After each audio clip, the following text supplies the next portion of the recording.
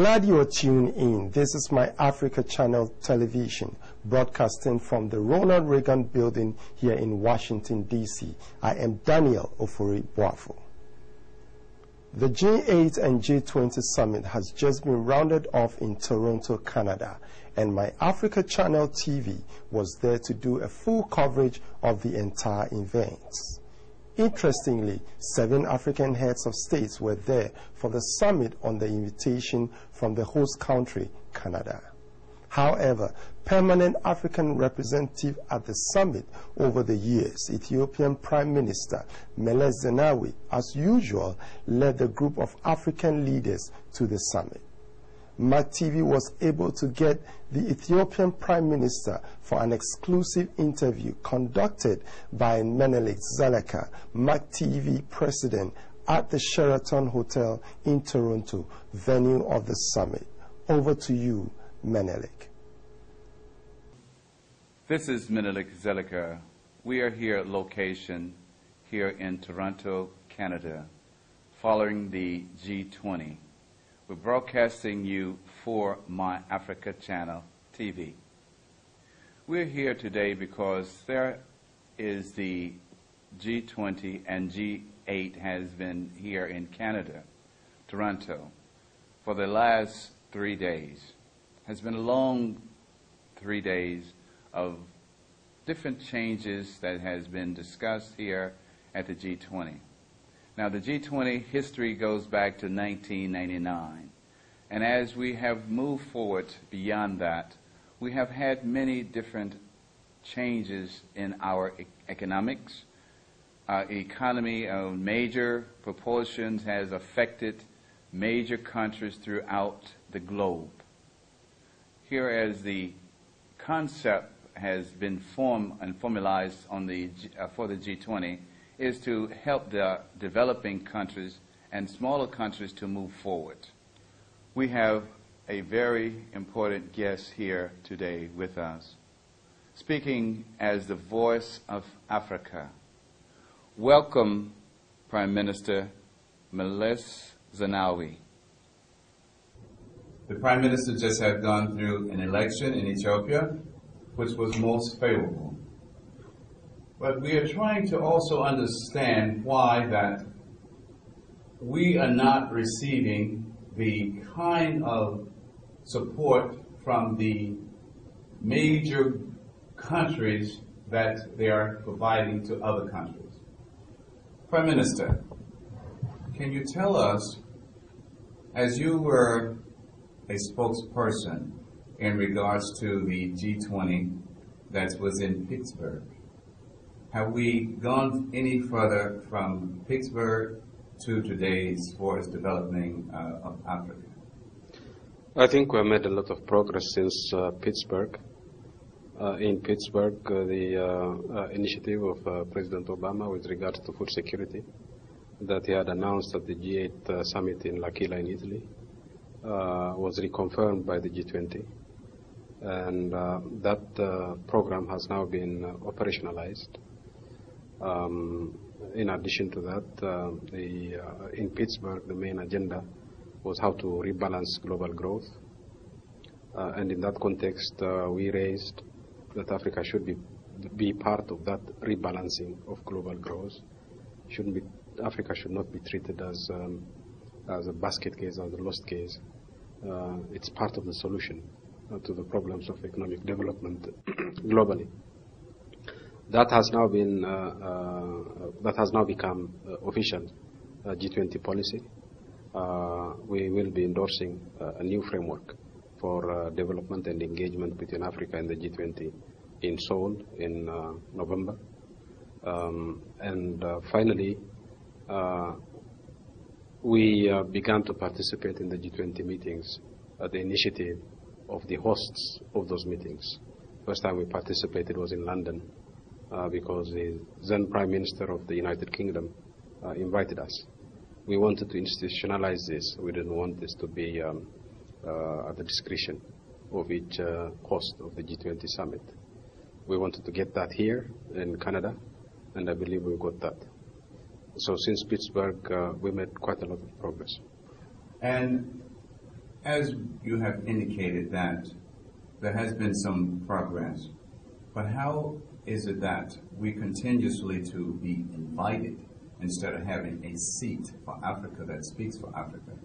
We know that we have the body of the AU African Union, and we know that there are the basic initiatives that is in Africa, whereas all of the sources of resources are in Africa.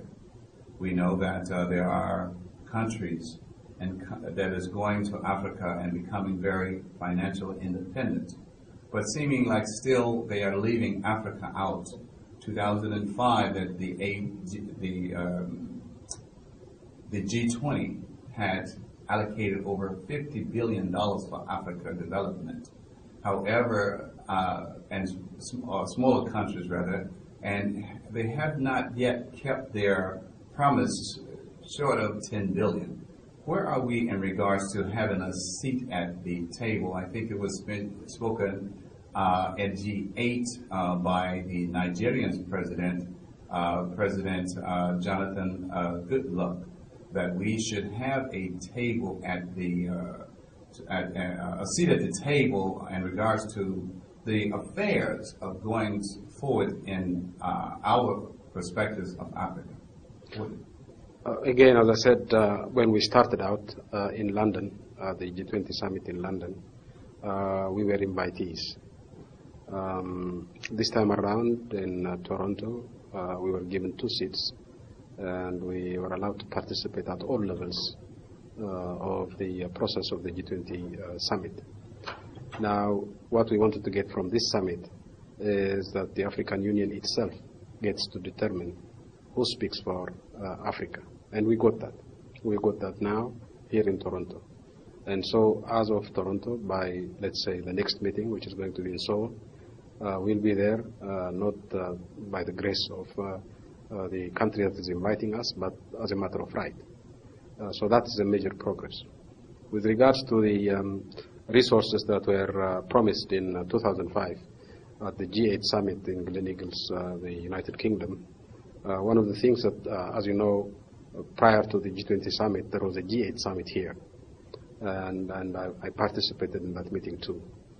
And we were able to review the performance of both sides of this contract. It's a sort of a contract between Africa and the G8. So we reviewed how Africa was doing in terms of fulfilling its own obligations and how the G8 was doing in terms of fulfilling its own obligations. It's a mixed bag. The G8 has made some progress, but not enough. And so I believe there is an understanding now that first we should be able to do better next time around, and second, instead of reviewing performance every 10 years or so, we should be able to review our performance every year or so that we can identify shortcomings in terms of fulfilling obligations in time and to be able to correct them in time. We see that Ethiopia market economically is growing faster than primarily many throughout the developed world, as well as those of the undeveloped world. It has been recorded that Ethiopia GDP has risen over 11% within the last 5 quarters, 5 years. At any rate, we're concerned about other African countries. We know that all the resources that is when the Chinese just enter into Africa, and the United States and others are going to Africa, more or less providing support and loaning money to Africa. They're going to also benefit from those resources by purchasing or bringing out the raw material, like uterine oil, for example. Use the Liberians' connections to build their force of rubber, and their turns return back and sell it to Africa. Ethiopia is doing fantastic for its economics. I just left the country about 2 months ago, and I was looking, and I was there 5 years ago. I turned around and I was there again to sign the contract to bring ETV for the United States. which is very well successful, as we have to state also. But as I see things, I looked at the highways and the development that's coming into the country, the new AU building that's coming up. What are we developing, or why are we looking at this success? How can we count the success that's coming into Ethiopia, and most of the other countries of Africa is still seem like they're going backwards? Well, luckily, we in Ethiopia are doing very well. We've grown at double-digit rates for 7 years now, and that's among the highest in the world. Not all African countries are doing well, partly because of lack of stability. At times it could be a matter of policies that are put in place. One of the things that we wanted to do at the G20 summit here is to develop a common framework, a common policy framework that would guide both Africa and the G20 in terms of transforming Africa into a new growth pole. Africa is a continent of 1 billion people. If it were to grow as fast as, let's say, Ethiopia is growing, we could in no time be as important as, say, India in the global economy. And that's what we meant when we say Africa should be considered as a part of the solution rather than merely as part of the problem. And given this new framework that we are working on, I'm sure the rest of the continent, those who are not doing as well, will catch up.